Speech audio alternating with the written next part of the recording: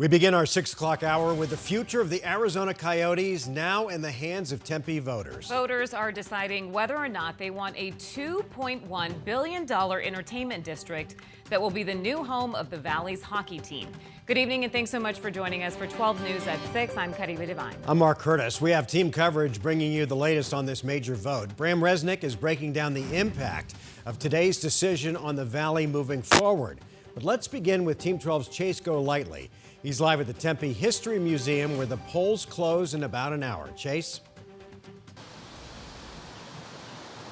Yeah, Mark Rebe, the big rush is happening right now with those voters trying to get their voices heard ahead of tonight with only an hour left. But it really has been busy all day. We've seen hundreds of people gather right here to either vote in person or to drop off those ballots. Now, despite with how many people are showing up, the voters we spoke with say the process has been smooth. No long lines to vote in person and certainly no line to drop off those ballots here today. Now, there are 3 propositions people are voting on in order for the Tempe Entertainment District to happen. Each one needs to be approved. Otherwise, the Coyotes will have to find another city to call home. Here's what some voters had to say about this massive project. There are certainly concerns with the FAA, and City of Phoenix have some concerns with the flight path. And so it's going to bring in money into the economy. So I think it's good for Tempe. I think it's good for jobs. I probably never go there, and I don't really want my tax dollars going that direction. Go Yotes, keep hockey in the desert. Now, before today, the Maricopa County Elections Department reported 30,000 ballots were already turned in. We're told initial results of this election will be released tonight at 8 o'clock. And unless this vote is very close, we should have a good idea if this entertainment district is going to happen or not.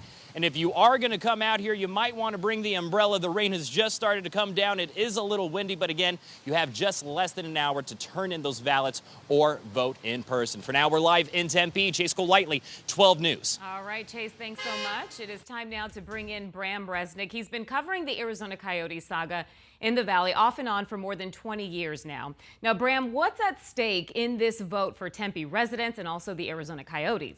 Now, Caribe, Tempe residents are being pitched what's called the best deal at no cost to them. No use of tax dollars for a signature project on the last piece of land that can be developed in their landlocked city. The city's agreement is loaded with safeguards, but every deal carries some risk. The Arizona Coyotes are relying on hundreds of millions of dollars in future tax revenues to finance this project. There's no guarantee it will be built out over the next 10 years as planned. And the new arena's main tenant remains the least popular pro sports team in the Valley.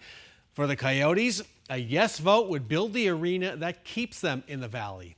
A no vote could finally send them packing out of state unless another Valley city wants the deal that Tempe voters turned down. Bram, we know that folks are usually pretty passionate when it comes to sports teams and arenas.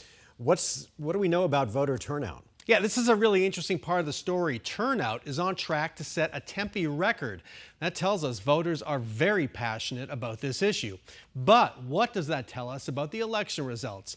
There are mixed messages here. According to an independent analysis of the early ballot returns, more than half the ballots are coming from areas of Tempe that are home to higher income, well-educated voters with families. That could be good news for the yes side. On the other hand, more than 40% of the voters are over the age of 65 and 70% have cast ballots in the last 3 Tempe elections.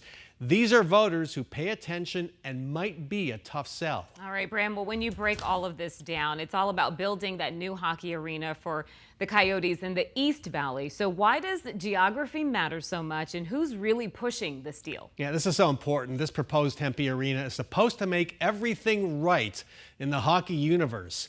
It's widely agreed that a hockey arena should never have been built in the West Valley. The Arizona Coyotes' natural fan base was in the East Valley, and many of those fans weren't going to make the drive to Glendale. After years of losing a lot of money and a lot of games in Glendale, the belief is the Coyotes will turn things around with a brand new Tempe arena closer to the fans. No one believes that more than NHL Commissioner Gary Bettman, who's clung to his conviction that the NHL can succeed in the desert.